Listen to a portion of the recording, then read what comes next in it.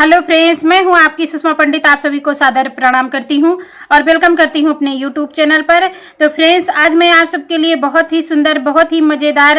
गारी गीत लेके आई हूं। दूल्हे राजा के लिए गारी गीत है, तो आप लोग वीडियो फुल देखिए और गीत को पूरा सुनिए। गीत कैसा लगा ये कमेंट करके ज़रूर बताइएगा।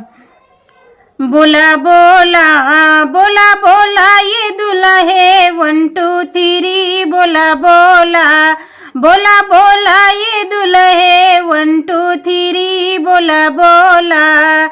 तोरे बुआ के खातिर हमरे फूफा फिरी बोला बोला तोरे बुआ के खातिर हमरे फूफा फिरी बोला बोला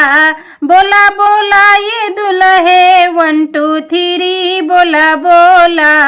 बोला बोला ये दुल्हे 1 2 3 बोला बोला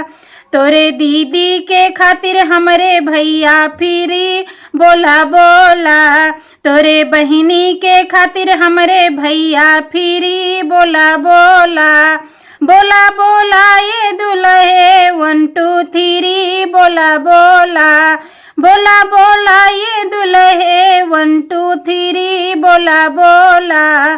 तोरे मौसी के खातिर हमरे मौसा फिरी बोला बोला तोरे मौसी के खातिर हमरे मौसा फिरी बोला बोला बोला बोला ये दुल्हे 1 2 3 बोला बोला बोला बोला दुल्हे साले 1 2 3 बोला बोला तोरे चाची के खातिर हमरे चाचा फिरी बोला बोला बोला बोला ये दुल्हे 1 2 3 बोला बोला बोला बोला दुल्हे साले 1 2 3 बोला बोला तोरे मम्मी के खातिर हमरे पापा फिरी बोला बोला बोला बोला दुल्हे साले 1 2 3 बोला बोला बोला बोला दुल्हे साले 1 2 3 बोला बोला।